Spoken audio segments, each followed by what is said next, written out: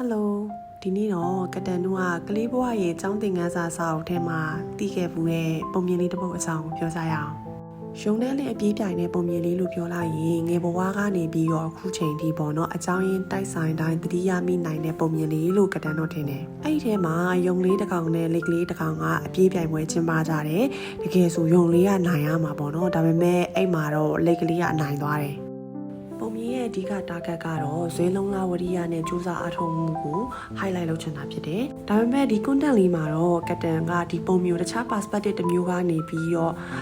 သုံးသပ်ပြီးတော့ပေါ့နော်ကတန်ရဲ့အတွေးအမြင်ကိုပြန်ပြီးတော့ share လုပ်တာပြီးမှဖြစ်ပါတယ်။ယူရကြတွေးကြည့်မယ်ဆိုလို့ရှိရင်လိတ်တကောင်ကရုံတကောင်ကိုအပြေးပြိုင်လို့နိုင်နေဆိုတာကဒါလုံးဝမဖြစ်နိုင်တဲ့အကြောင်းအရာကြီးတစ်ခုပေါ့နော်။ရုံဆိုတာကသူ့ရဲ့မူလသဘာဝမှာကိုကတခြားသတ္တဝါတွေတက်ပို့ပြီးမြန်ဆန်နေဖြတ်လက်တယ်ဆိုတဲ့ဗီဇပါလာပြီးသားဖြစ်တယ်။ဆိုတော့ပုံမှန်စီးမြင့်စည်းကမ်းတွေချမှတ်ထားတဲ့ပြိုင်ပွဲတစ်ခုမှာဆိုလို့ရှိရင်ရုံဟာလိတ်ကိုနိုင်မှာပဲဒီနေ့ရဲ့ content တွေမှာကတန်တို့ကကိုလိတ်တကောင်ဖြစ်နေတယ်ဆိုပြီးတော့တွေးကြည့်ကြရအောင်ကတန်တို့နဲ့အတူတူရှင်ပြိုင်တဲ့ရုံတကောင်ဒီပုံမြင်တွေကရုံလိုမျိုးအိတ်နေတဲ့ရုံလေးဖြစ်ချင်မှဖြစ်မယ်ပြင်းတဲ့ရုံလေးဖြစ်ချင်မှဖြစ်မယ်အရန်ကြိုးစားပြီးတော့အရန်ကိုနာလိုချင်စိတ်ပြင်းထန်တဲ့ရုံတကောင်လေးဖြစ်နေနိုင်တယ်ဒီလိုပြန်မျိုးနဲ့ကတော့ကတန်တို့ကဘာမှအနိုင်ရစရာရောသူ့ကိုကြော်တက်သားစရာရောအကြောင်းရင်းမျိုးမရှိဘူးပေါ့နော်ဒီတော့ကတန်တို့သာလေးတကောင်ဖြစ်ခဲ့ရင်ငါကဘာလို့ဒီပြေးလမ်းမော်ကိုရောက်နေတာလဲဆိုတဲ့အကြောင်းပြချက်ကိုပြန်ပြီးတော့စဉ်းစားဖို့လိုတယ်ရိုးတကောင်နဲ့ပြန်ပြီးနိုင်လိုက်ဖို့အားလုံးထင်ကြီးကြဖို့ဆိုတဲ့ရုပ်တိမဆန်တဲ့ဒီလိုမျိုးအကြောင်းပြချက်တွေအစားအဲ့ငါသွားမဲ့ပန်းတိုင်မှာဘာတွေရှိနေရလဲအဲ့ဒီပန်းတိုင်မှာငါအတွက်ဘာတွေအကျိုးရှိနိုင်မလဲဆိုတဲ့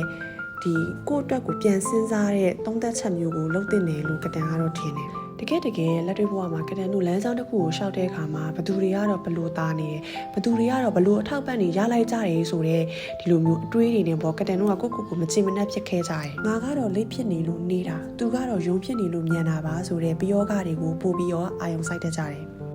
အဲ့လိုချိန်ဒီမျိုးမှာငါကတကယ်ပဲရုံတကောင်ကိုရှင်ပြီးပြေးချင်တာလားဒါအမို့ငါကပန်းတိုင်ကိုရအောင်သွားချင်တာလားဆိုတဲ့မိကိုမျိုးကိုတိတိချာချာပြန်ပြီးဖို့လိုအပ်ပါတယ်ကိုကပန်းတိုင်ကိုသာရောက်ချင်တယ်ဆိုလို့ရှိရင်သူများကဘလို့အချိန်နဲ့ပဲပြေးကိုကလည်းကိုယ်ချိန်နဲ့ကိုပြေးရမှာပဲဆိုတာကိုသဘောပေါက်လာလိမ့်မယ်ရုံတကောင်ဖြစ်နေခြင်းလိတ်တကောင်ဖြစ်နေခြင်းဒီကတန်တို့ပြန်ပြီးတော့ပြင်ဆင်လို့မရတဲ့ဖြစ်တည်မှုဖြစ်တယ်သို့တော်ပြေးလမ်းပေါ်မှာဆက်ပြေးမယ်ပန်းတိုင်ကိုရအောင်သွားမယ်ဆိုတာဒီကိုတိုင်ခိုင်မာဆုံးဖြတ်ချက်ချပြီးတော့ကိုတိုင်စူးစမ်းအားထုတ်နိုင်တဲ့အရာဖြစ်တယ်ပုံမြင်တွေကပြေးလန်းကမီတာ100လဲဖြစ်မယ်200လဲဖြစ်မယ်1000လဲဖြစ်မယ်ပေါ့နော်အဲ့လိုပဲကတန်တို့ရဲ့ပန်းတိုင်တွေဒီလက်တကန်းအလိုမှလည်းဖြစ်နိုင်တယ်တလန်လောက်ဝေးသွားရမှလည်းဖြစ်နိုင်တယ်ဒါမှမဟုတ်မမြင်ရတဲ့နေရာတစ်ခုမှာရှိနေတာလည်းဖြစ်နိုင်တယ်ကိုရှိရပြေးနေတဲ့သူကိုရှိရရောက်နေတဲ့လူကိုပဲဂယုစိုက်နေမယ်ဆိုလို့ရှိရင်သူတို့တွေပြင်းထန်ခြံထားခဲ့တဲ့ဖုံမုံတွေကြားထဲမှာဘာကူမှတေချာမမြင်နိုင်ပဲဖြစ်လိမ့်မယ်ပြိုင်ဆိုင်လိုစိတ်ရမ်းများပြီးတော့အမိမလိုက်နိုင်တဲ့အခါမောပန်းလာမယ်ကိုစိတ်ပြတ်အားငယ်လာမယ်